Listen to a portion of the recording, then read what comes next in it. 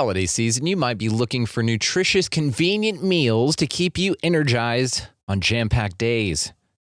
Factor, America's #1 ready-to-eat meal delivery service, can help you fuel up for brekkie, lunch, or dinner with chef-prepared, dietitian-approved, ready-to-eat meals delivered straight to your door. They just drop them at your door, people.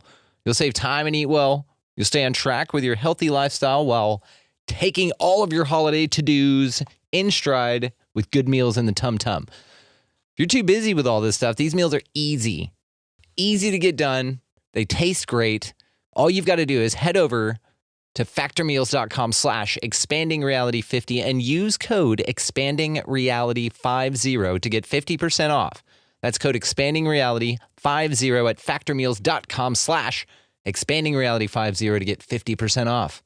Grandma, can I have the chocolate chips? This secret recipe moment made possible by Emory Heart and Vascular Center. When Grandma needed heart care, she came to Emory. The difference? Emory Healthcare performs more heart procedures annually than anyone else in Georgia, which means better outcomes for our patients. And we offer advanced and personalized treatments developed by our top specialists that others don't. Like Grandma knows, where you start your heart care matters. Smart Cookie. EmoryHealthcare.org/smartcookie. A choice right now, between fear and love. It's just a rock. Out of the dark night of ignorance and into the shining light of truth. Expanding reality. A population of citizens capable of critical thinking. We don't see things as they are, we see them as we are. There's a level of reality where everything dissolves into an ocean of energy. We empower our experience by insisting on our authenticity. That's very profound. Very. Expanding reality. Welcome to Expanding Reality. I am your host, Brandon Thomas. On this episode, I got to sit down with Disclosure Team's Vinnie Adams. We have a wonderful talk about UFOs, disclosure, what's going on in the movement right now. It's awesome. All the ways, of course, to find Vinnie will be linked down in the show notes, so you guys just go check that out. So without any further ado, Vinnie Adams. All right, everybody, welcoming to the show. It is Vinnie Adams of Disclosure Team. How are you today, dude? I am really good. Thank you so much for having me, man. I appreciate you letting me come on here. Hell yeah, of course, man. Whenever it comes to stuff like this, I always get the best. I promise my audience the best, and when you want disclosure, you call Vinnie. And so to have you on the show is a true honor, man. I've been a fan of your work for quite a while now. So we are going to get into it here in a minute, but before we do that, if you don't mind, for my audience that may not be familiar with you, do you just mind telling us a little bit about yourself? Yeah, sure. So I'm a UAP researcher out of England, and I've been involved. I say involved. I've been looking into the subject, researching for about a decade now.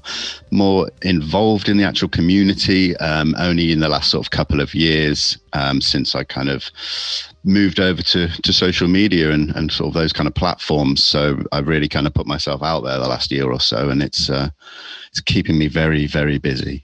Yeah, I can imagine. Well, and there's a lot to talk about as we were speaking before here. So have you gotten on TikTok yet? I haven't. No. Jump on there, dude. The algorithms are great. I know it sounds crazy, and I'm a big proponent of that. I was not a fan of it before, and then my wife was just kind of like, no, just check this out, and showed me a few things. I actually got on there. It's done wonders, man. So hop on there, dude. You would kill it on there because there's a massive following for this kind of thing, as well there should be. It's the greatest mystery of our time besides what happens after we die, right? Sure. And they might not be disconnected, right? So tell us a little bit about your work that you're doing currently, man. Well, at the moment, I suppose it's all based around what's been happening in the last sort of 6 months with the UAP task force out of the Pentagon and stuff. So obviously we got the preliminary assessment on June 25th, which I think a lot of people were hoping for a lot more. But I think it's kind of paved a way where we're going to start seeing more things happening, whether it be congressional hearings and things like that. So my other research is pretty much grounded to a halt while I see what's developing at the moment out of that kind of area of the subject. So, yeah, but I've always got things going on as well. I've got 2 YouTube channels now, so I'm doing interviews all the time. So yeah, trying to juggle all that with family life, it's a full-time job. It is. It's like 6 full-time jobs, right? You're just really good at it. So from your perspective, it's 1 full-time job. Like I said, your work is fantastic, and we all kind of have a catalyst into this type of world, into the UFO, UAP world. So what was your moment? What was your wake-up call to that this is a real phenomenon? I suppose it's something I've been interested in since I was really young, just going to the movies and stuff, seeing things like E.T. the Extraterrestrial, and I was a huge Star Wars fan, and so just to see all those different races of aliens in the Star Wars world was just something I was fascinated with. And then I think getting older into my 20s, I was reading books, watching all the documentaries I could possibly watch, and I always had the question in my head, like, who else is out there? What else is out there? And I just couldn't get the answers I wanted. Obviously, we still don't, but I wanted to kind of do something with it and look as far as I could into this sort of phenomena. And then, it's just something that it just grabbed me from a young age, and here I am, Yeah, absolutely. So what would you say would be one of your favorite old school UFO cases? Oh, old school cases. Oh man, that's a tough question because there's so many. There are, and they're so varied. I'd say it's probably quite a little unknown case that's from 1979 in Holland called the Soesterberg case. It was a military base. You had about 12 military witnesses to a huge black triangle coming in really low across the base. So I've interviewed a few people from that case, and it's just phenomenon. I think a lot of people would know about it if it happened in the US, but because it was outside, it didn't really get put out there very well. So that's a phenomenal case. Wow. Okay, well, I'll have to go check that out. And of course, I'm going to be linking all of the ways that people can find you down in the show notes. You guys are really good at that. Just hop down in the description, and every way to find Vinnie that he will allow me to put out will be down there. Like I said, man, the UFO phenomena is something that's fascinating. So more specifically, when in your mind did it switch from UFO to UAP? Well, that's the thing. It's actually UAP has been used for decades through the government and through the military and stuff. I suppose when we're talking about it, how it seems to be switching now in the media and popular culture and stuff, I think it happened probably sort of end of 2017 when the whole To the Stars Academy, the New York Times article came out that sort of was the first to really tell us about ATIP, the Advanced Aerospace Threat Identification Program, and the work that Lou Elizondo had been doing. It really sort of blew open the doors. And I think that's when we started seeing this big sea change in how it's talked about, how it's perceived, both in government and the military, and now in the media. So I think that was really it. So the last sort of 4 years. Yeah, and Leslie's article did wake a lot of people up to ATIP and what happened with that. And Lou Elizondo has been around. I want to get into the To the Stars Academy with you here in just a minute, not quite yet, but I want you to kind of be ready for that. But with all of the things that are coming out now, with the disclosure movement being a little bit more palatable to the everyday man, because people like me and you, man, and a lot of folks that I talk to, we've known that something's been going on. There's definitely a phenomena out there. That is zero question. What it is, of course, is where the fun ideas come into play from independent researchers such as you and me, and that's where we get to really play, and I want to get into that with you as well.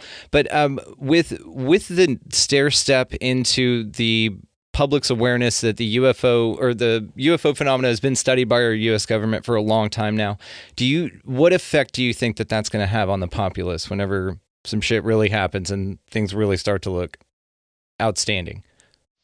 Do you mean if we actually get acknowledgement of sort of technology and stuff like that? Yeah, or even better, like a UFO actually presents itself over a major city. What effect do you think on society that's going to have? I think it'll have a mixed effect. I think there will be some unrest in certain places. I think that's just natural and inevitable as well. We might see a problem with the sort of financial markets being hit through panic and stuff like that. But to me, I think it needs to go through that to then come out the other side in a bigger and better way. I think humanity and everyone across the globe will benefit for something like that. I think people think it's a scary thought, but again, we've seen it with COVID, we've seen it with race riots and stuff like that. There is always unrest when something happens, whether it's good or bad, and we just need to go through those things so that people come out better the other side and people can be held accountable. And because we cannot continue the way things are in this world when we're talking about the oil conglomerates and petrodollar and stuff like that. If we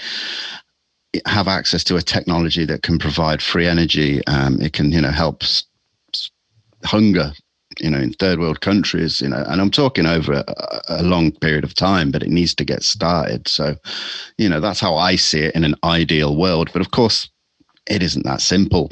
But we'll see, hopefully.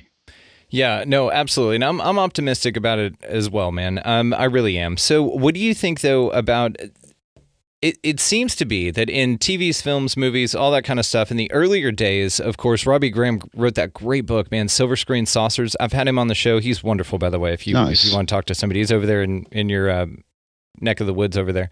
So, but what he outlined in that book was the U.S. government's active suppression and demystification of the UFO phenomena in TV and film up to a certain point. And then after that point, they just kind of fizzled out and they decided to work in a more pro-U.S. military way of disclosing information about UFOs. So they kind of flipped the script in that way. They figured out how to make it profitable for them.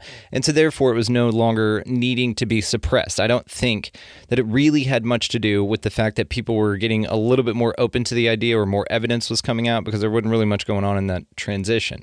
Yeah. So of course, and you get them to sign on to use their military hardware and stuff like that. So of course they're going to suppress it. But what I think has been going on is this slow parcel of information out to the public about the idea that UFOs exist. Now, in most of those accounts of the director and writer wanting to portray that information to the people, it's usually in a very scary way. It's usually in a very threatening manner. And with the parcel out of that kind of information, do you think that society is going to take it a little bit better whenever it finally comes out? Or like I said, a big UFO, we'll stick with that analogy, comes out?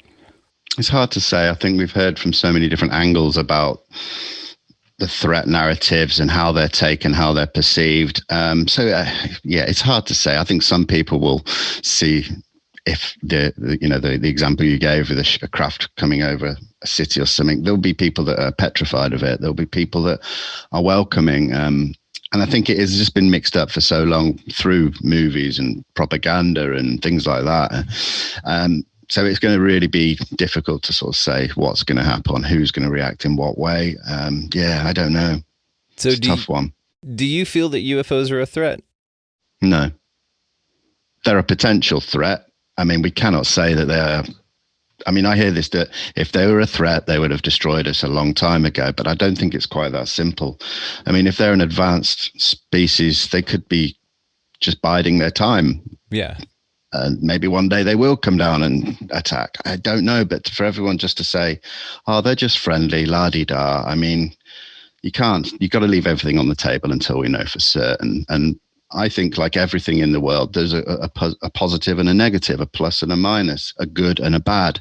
So who's to say that there aren't good races, and who's to say that there aren't bad races out there somewhere in the universe or in dimensions and stuff? It's too unknown to be forming, concise conclusions on what they are, because we don't even know if they're physical, if they're, coming from other dimensions.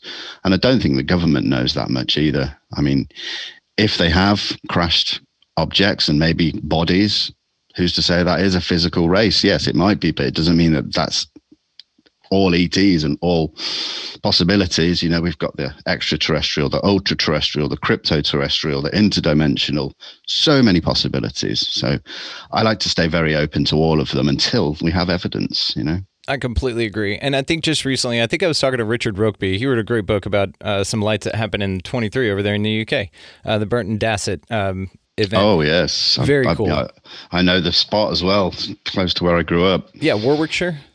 Yeah, that's right, yeah. Okay, cool. Yeah, great guy. But on there, we were talking about the fact that there are all these different possibilities for the UFO phenomena. And what I love is that I've seen personally a bigger shift to people leaving their their minds open a little bit more to the possibilities of what they are.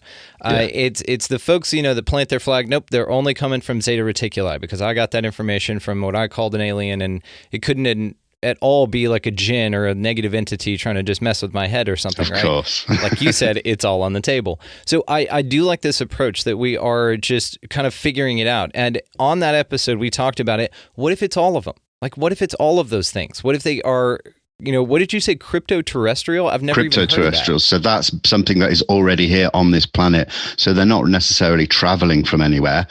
They could be hidden in the seas and stuff like that, in the oceans. They could be hidden in a separate dimension or just outside of our five senses, but right here, right next to us, without us even being aware. So it's just a possibility. That's cool. I've never heard that term. I usually refer to them as like interterrestrials, like Hollow Earth kind of thing, and I guess the water would kind of apply to that as well. Absolutely. I like crypto-terrestrials. When are the shirts coming out that say crypto-terrestrials on them?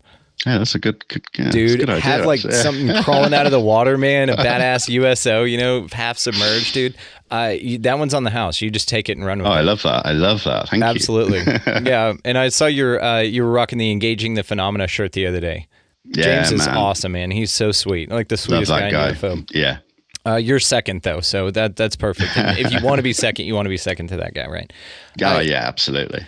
So we've covered a bit here, and I wanted to kind of circle back to a few of these ideas that we'd already touched on. So one of the things that I find most delightful about the UFO phenomena, or about the UFO community rather, that study the phenomena, is this idea of our awareness that there's high technology out there that would change the world for human beings, as far as when we talk about 0-point energy. And you talk about people describing experiments that have been done on this planet, and then those people end up, suicided in a suitcase in the river, right? Yeah. And so you find that there's all these alternative methods of energy, which is what I think we are drawn to as researchers, because we're still empathetic, right? Yes, we keep our heads in the clouds and we observe things that are out there and the possibilities, but we understand that there's a community around here that we also want to not see suffer. And so with this energy, with this 0-point energy, this would be it. This means free energy for everybody. That means no more, suffering on that level. That's a massive one, man. And I think that's one of the biggest things that screws over humanity in a big populace, because it does anchor so many people to this outdated and antiquated technology that arguably we already have. We've already been aware of it with the stuff Tesla was doing. So I get that that's what we want. So do you share that sentiment, that feeling of that we want the technology to benefit the people? I do, and it's a tough one, because I think we sometimes think of all the good things that this technology could bring us, and that's great. But then you also have to think of it as like it's technology that someone else has or created, like a higher being, a race out there, and we want their technology, which to me is just like it's the same old story. Humans just want, and I feel sometimes like it's just a little bit conflicting in my mind. Yes, it would do us wonders for this planet, the people, the actual environment, and everything. But do we deserve it? We're certainly not owed it by a different race. That we can't take it. I'm conflicted as to my thoughts on it. Yes, I want it here. I want it to do good for the planet. But yeah, I don't know. It's a tough one. That's fair, and that's honest, man. I like that a lot. What are your thoughts on synchronicities? The concept of that things will appear to you at the right time in your life, you personally, that will change the direction of your life or aid it in some way. Yeah, man. I think things happen for a reason. Absolutely. I don't know. It's a bit. I'm very nuts and bolts with my research, you see. So I've only recently started thinking about things outside of something that's in your control. And I'm really coming around to the idea of things like synchronicities and right place, right time, or the universe has this grand plan for you already and stuff like that. So, yeah, I just have to look at where I am right now. A year ago, I wouldn't have put myself here. And yeah, I can say I've done the work and I deserve to be here. But at the same time, I think there were other things at play. And I don't know what, but I do believe that there are other aspects to the reason why I'm doing what I'm doing now. So absolutely. And then to your point, too, that everything happens for a reason, or subscribing to the idea that that's absolutely possible, then one may say that us getting granted some sort of technology like this would be a synchronicity. It'd be right place, right time. It's just like, damn, the universe just gave us this amazing gift for us to benefit humanity. I mean, the split is always there, right? Yeah. You're always going to see people that want to profit off of it and hold humanity down, but the benefits for humanity way outweigh not having it or feeling bad or feeling unjustified in the receiving this technology if we utilize it in a positive way, right? Absolutely. From my mind. Yeah, no, that makes sense. Yeah. And so with this understanding, though, that the new technology would be something that would be just radically different and change our lives. What you said about the ancient cultures, and I completely agree, but the Apache wanted to get guns, and so they traded us for horses because it gave them a fair advantage militarily, but also they saw other advantages to be able to benefit their tribe, which was to go out and hunt for it, which was to not have to worry about predators. Like, these things gave an advantage to the tribe, even though it wasn't a technology that they created at all, and they just then later utilized and benefited from, which is the only point I was trying to make. Oh, that's cool. But I like the idea, and one's mind just does wander, man, when it comes to this technology. So what do you think applying some of this technology to the human race on a positive level would look like globally, just as an idea? I mean, I think the big things for me are we need to get off the fossil fuels because we're literally destroying the planet. I think that's number one. We need to reverse climate change and global warming and all that kind of thing. Now, obviously, there are a lot of people out there who don't believe in that kind of thing, but hey, that's fair enough. It's up to them. But I do. And I think, we need to sort out the environment.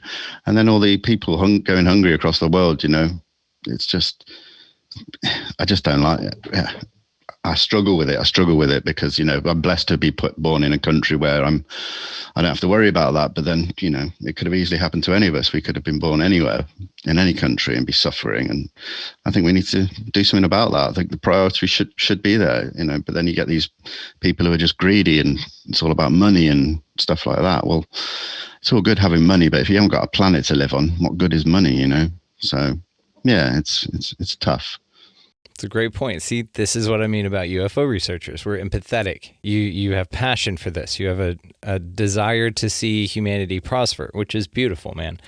Okay, so let's get back to the fun stuff. So let's talk about To the Stars Academy. What is your read on that thing? I thought it was great. I mean, I remember seeing the initial press conference in October of 2017 with Tom DeLonge, standing up on that stage saying, here's the team, this is the guys that we're going to be working with, these are the things that we're going to be doing. And I was just blown away. I was super excited. And then I kept my eye on them, obviously, really closely. And it felt like after kind of 6 months, I was like, you kind of promised a lot of stuff. And it's like, we're not seeing it really yet. Just teased and hinted at, with the metamaterial research project, Adam, and things like that. We just never really got anywhere. So I wasn't surprised when kind of some of the core members left and moved on. And, it was a disappointment to see Tom DeLonge sort of go quiet on the UFO subject. I mean, I know he's all about that entertainment and media side of things, which is fair enough. So I'm kind of glad in a way that Chris Mellon, Lou Elizondo, Steve Justice, Semi Van are all still here in this subject. I just liked the idea of having this one group that was dealing with all different aspects. So no big deal. We'll still carry on in this subject with or without TTSA.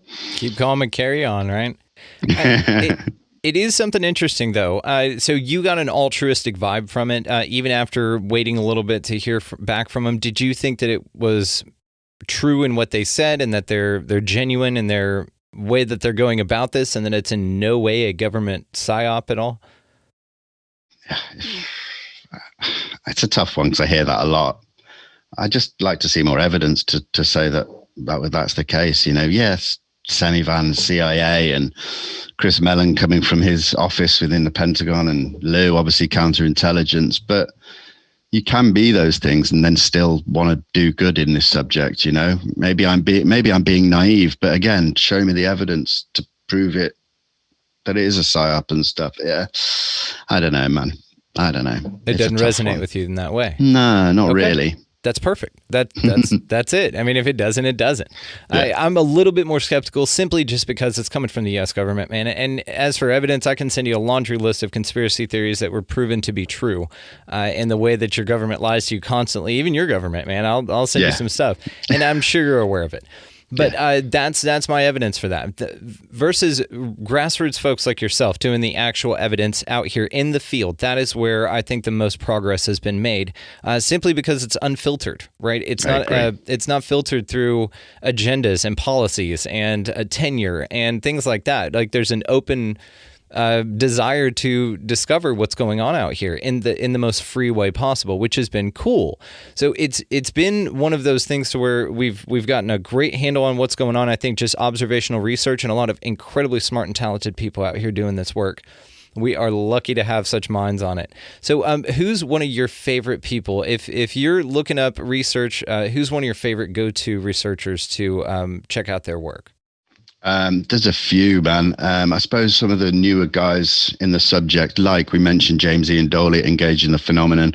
Big fan of what he does. Yeah. People like Joe Murgia, UFO Joe, Danny Silver of the Silver Records, just great. And then you got people like Dave Beatty, who did the Nimitz encounters. He's really good at looking at the Navy side of things, really digging in deep on some of those cases. Gosh, who else? There's loads. The list goes on. I mean, I still like the old heads like Richard Dolan and people like that. I think they just continue to do great work. So yeah, they all of them together. I like sort of pull little bits out of what they're doing and try and utilize that in the way I do my research, because obviously I've got so many outlets. I got my Instagram, which is for a lot of news and stuff like that. I've got my YouTubes for interviews and stuff, and then my core research, which doesn't go out anywhere. It's kind of, that's for me kind of thing. It's your archive. So I have to take the archive. I have to take little bits from all different researchers to fit into all of those different aspects of my work. So it's good. Yeah. And this is what's so fun about the phenomenon as well. You've got all these wonderful researchers that can go in all different directions, and you kind of Captain Planet them or Voltron them all together, and then you look at it from your perspective.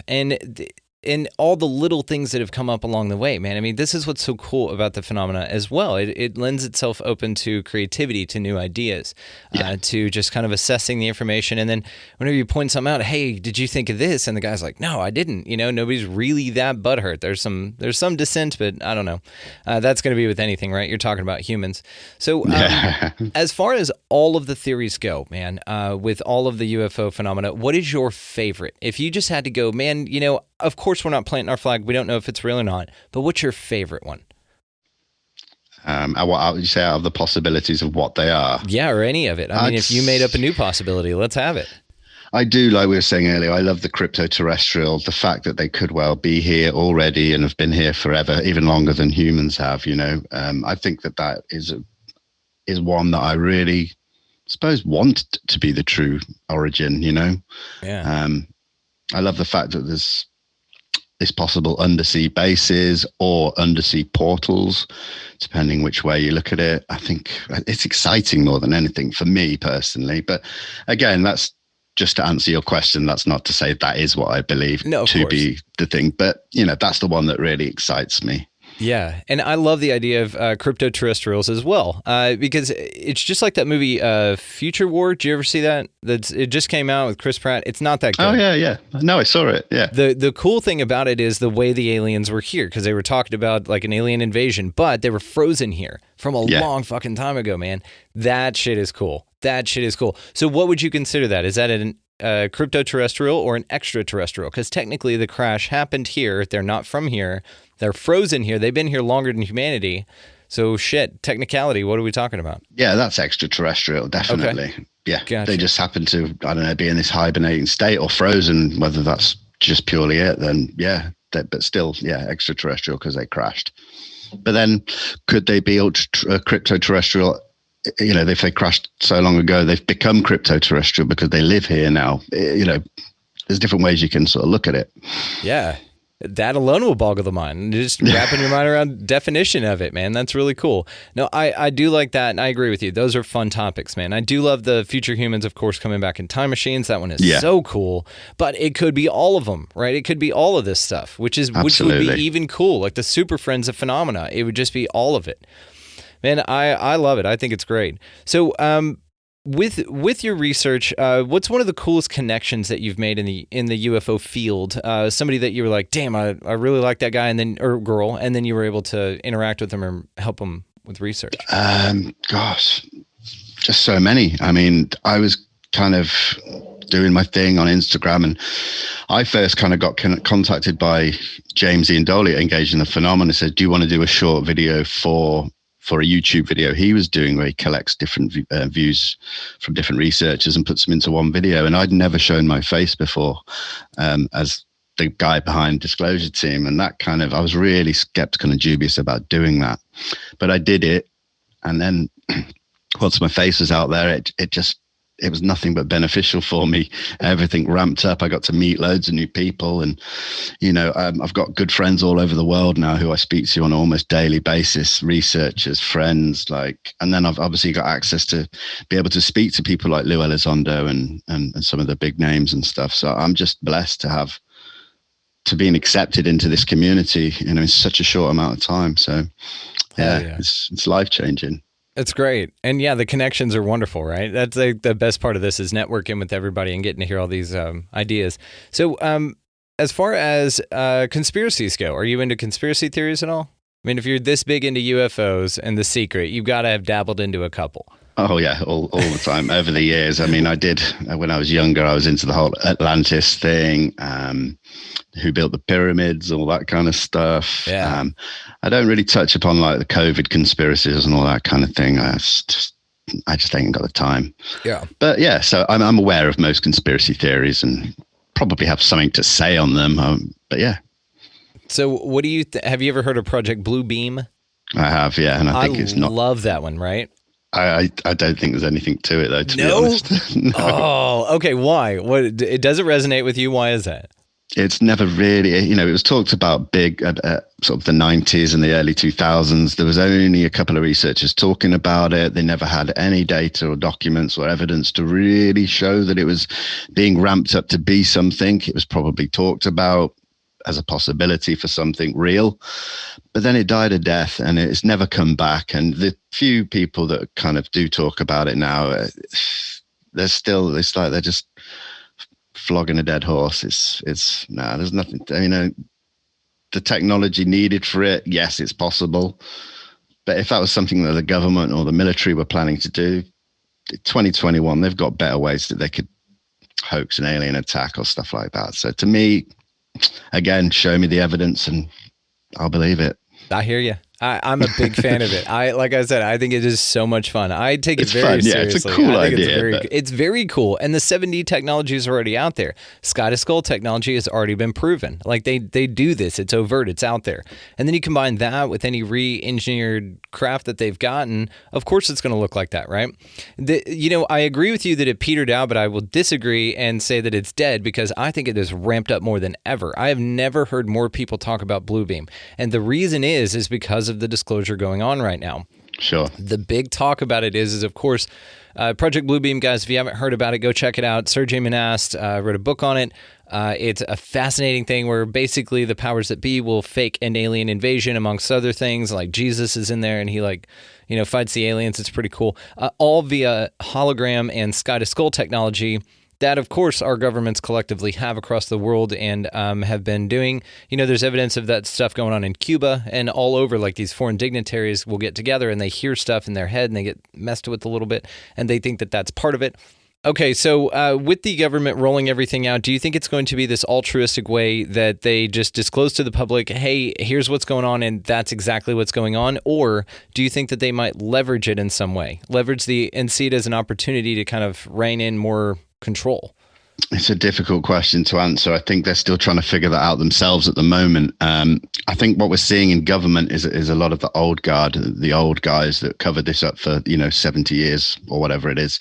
And I think we see some of the newer generation of people in power in politics and in the military as well, who are genuinely like, enough's enough. We want to be the ones that bring this out to the public. So I think there's conflict there within ranks. I think a lot of it is the older guys. They know that if they disclose that they'll have answers to answer about the last 70 years and the ridicule, that why did you, do this? Why did you cover it up for so long? So I don't know. I think they're waiting maybe for some of them to die off and so they don't get the questions, I think we're seeing that and we're very close to that. So that's one possibility that I subscribe to through the names I see and then some of the things I see when I'm researching and trying to connect some dots. That's a really big possibility for me. And I think that's why we're seeing disclosure coming out as a real slow process and not just a big capital D disclosure. One day they admit it and that's it. So yeah, I still think they're trying to figure it out themselves. It's interesting to me that people haven't had more mass sightings and more, oh shit, there's a bunch of people that saw this UFO. There's no denying it. It was caught on, camera, and there's no denying it. And it's interesting, the idea that just after the U.S. government finally, or any government says, okay, yes, UFOs are real. They've been here the whole time. We've been working with them. And then they just come down. Do you think that there's some sort of agreement with the governments and the UFOs, or do you think that there is just a huge mystery going on there that they don't know anything about? Again, it's a possibility that we have heard stories of that. The Eisenhower meeting, and with the extraterrestrials. It's great. I'd love it to be true in a way, and yeah, that would be great. I need more personally. That's just how I work. So I leave it on the table because we can't prove it one way or the other. And I hate having to answer like that because it's not a very exciting answer, but it's an honest answer. That's okay. Just how I work, because I don't like saying, yeah, I think it's true. But then someone says, well, why do you think it's true? Well, it's just a feeling. Well, a feeling isn't evidence or proof or good enough for a lot of people. And you will get ridiculed and shut down for forming beliefs based on lack of anything, So I have to be very careful. I have to say, I know it's boring, but I have to sort of sit on the fence a little bit with this thing, leave everything on the table and only take them off when they've been completely proven or disproven. Yeah, it's a tough one to be in that position, but it's fair and it's got that sort of backing, whether it's in a scientific way or just purely evidential. So yeah, there's nothing wrong with going about it calculating, man. I like it. It's fine. It's very evidence-based, and I think that that's what's important to really stake your claim on this kind of stuff. And I think it's great, man. What you do is awesome, man. Thank you. With the UFOs, if you had one land right in front of you and beings came down, what would you say? I don't know. I don't know what I'd say. I'd probably say hello. I'd probably freeze up, but I certainly wouldn't panic. I certainly wouldn't. I think we know that if they're that advanced, that resistance is futile, shall we say. If they wanted to take me, I'd go with them. Yeah. I wouldn't try and stop them, that's for sure. So, yeah, I don't really think about it that often. I mean, I've never had an experience. I've never seen anything or anything. I mean, so I think what I do think about a lot is just looking up and seeing something would be a great first thing for me, So, but for them to land in front of me, wow, I'd like it. Yeah. What do you think about hooking up with like a CE5 group or something like that? There's got to be one near you. Do you think that there's anything to that? Yeah, I do think there's something to it. I'm very skeptical, but I do think there's something there with the conscious connection and that. I'm just very dubious of people like Dr. Greer, who I used to have a lot of respect for, but not so much these days. I think he's really packaged CE5 in a negative way. Like, these are my protocols. You buy them off me, they will work. I disagree with that. So I've made connections with a guy called Tyler that runs Contact Tour, who are a group that practice contact and conscious contact and stuff. So I've been sort of speaking to him quite a bit, trying to learn about it and get more information on it, because I am open to it, but I just want to be careful how I go about it. And yeah, it's something I would willingly go over to California to one of his expeditions and go and try it out, definitely, but probably not around here in the UK. Okay. It's just like a way that if that's your desire, it sounds like you can have that happen. You can just go to a CE5 group. I mean, if it's as advertised, then they should be able to do that. You could even get like a GoFundMe from your listeners or something like that. They would all chip in, and then you have a show about the experience. That would be really cool, man. Yeah, that's a good idea. So with everything in the disclosure movement right now, what do you think is the least likely thing that will happen out of any of it? Man, it's tough. It's tough. We keep getting breadcrumbs for this might happen, that might happen. And yeah, I'm very dubious. I don't know. I don't want to cling on to something and for it then to not happen. We've seen that too many times in the past. I can say the one thing we'll never get is the capital D disclosure, the government or the president or anyone like that standing up at a press conference and saying they're here. I don't see that happening. So I don't know. Tough question. Now, something I'm interested in also, back to the CE5 for just a second, was the conscious connection that you talk about, because we have heard a lot about this, that there's somewhat telepathic, that there's some sort of conscious connection here. What do you think that means? I mean, these are two different, seemingly completely different species of entity communicating in a way that we can barely fathom, but it's a superpower to us, not really a reality. And for them, it seems like no big deal. Yeah, I mean, I'm still quite new to it, and so I haven't touched it in depth really, but I think there's some kind of energy force, isn't there, like the cosmic web that connects everything in space and time in some way, whether that be a physical entity like us or something like an inanimate object, like because they all have energy. They're made up of particles, atoms, and things like that. So I think everything's connected in some way. I think it definitely warrants more research, and I think it needs to be brought into the mainstream a bit and sort of out of that woo kind of vibe where scientists have been too afraid to touch on it that much. I think we're going to start seeing that, to be honest. I do genuinely think that it's going to become a bit more acceptable in the scientific world, where people will not fear for their jobs and, you know, if they touch upon these strange fringe topics. So yeah. Very cool. So what do you think is the next thing that they're going to disclose? Like, if you had to be a fortune teller, which I know that we're not, what would be the thing that the government comes out and says about UFOs or UAPs that would be the biggest thing for us? That's a good question. Again, I think we're going to start seeing more things coming from outside of the government through researchers, through maybe leaks, like we've seen with the stuff Jeremy Corbell has been doing. I think we're going to see that ramp up quite a lot if the government don't do anything. As far as the government go, I want to see the congressional hearings, something along the lines that compare them to the 2013 citizens hearing on disclosure. I mean, that was ex-congressman. That was kind of like a trial run, let's say, for if they ever did it for real. But I want to see that happen. Then people that do know, people who have got non-disclosure agreements, or people that aren't allowed to talk about what they know, they can talk. And if that gets out into the public, huge, absolutely huge. But I know it's wishful thinking. It's a kind of a waiting game for me. Gotcha. Okay. Well, we'll see what happens. You know, we're all staying tuned, you know, and yeah, I think that there was a little bit of disappointment on what came out in June 25th there, we were just like, wah, wah, you know, it really wasn't much of anything. It was like, come on, man, I thought we were going to get all this cool stuff. Blue Book revealed more cool stuff than that. So, yeah. Well, brother, we'll probably cap it here, man, and we'll let you get back to your research. I know you got a YouTube thing to do after this. We'll let you run, but for the audience, man, if you don't mind, just tell us where you can be found, brother. Yeah, thank you, man. You can find me. My main platform, I suppose, is Instagram, where I'm at disclosure_team. Then I'm on Twitter at disclosure_team. Then you can find me on YouTube. Disclosure Team is the channel. And then I have a secondary channel where me and my friend Max focus on European UAP cases, and we interview witnesses and stuff. And that channel is Max and Vinnie's UAP show. But the best thing to do is find me on Instagram. You can go to the link tree in my bio and you can find all the links to everything from that one place. So yeah, go check it out. Perfect. Well, then I will link your Instagram and then your link tree as well, so people can just go there and use that as a hub. So that'll work perfectly.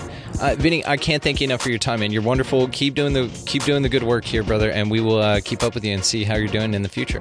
Absolutely. Thank you so much for having me on. And yeah, stay in touch and let's do this again sometime.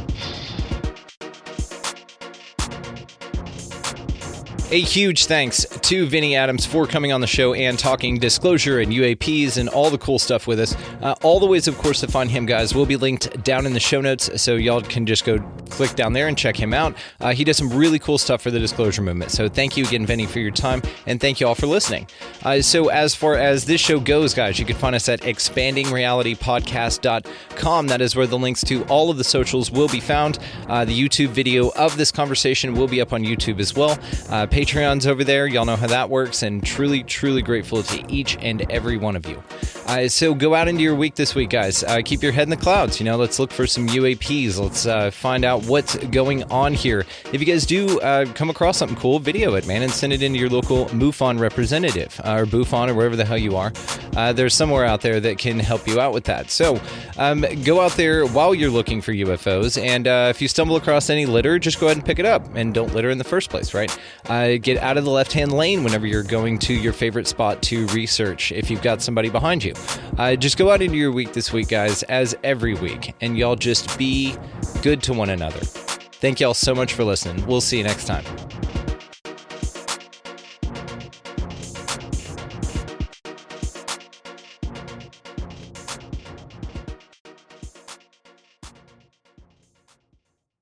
Grandma, can I have the chocolate chips? This secret recipe moment made possible by Emory Heart and Vascular Center. When Grandma needed heart care, she came to Emory. The difference? Emory Healthcare performs more heart procedures annually than anyone else in Georgia, which means better outcomes for our patients. And we offer advanced and personalized treatments developed by our top specialists that others don't. Like Grandma knows, where you start your heart care matters. Smart Cookie. EmoryHealthcare.org/smartcookie.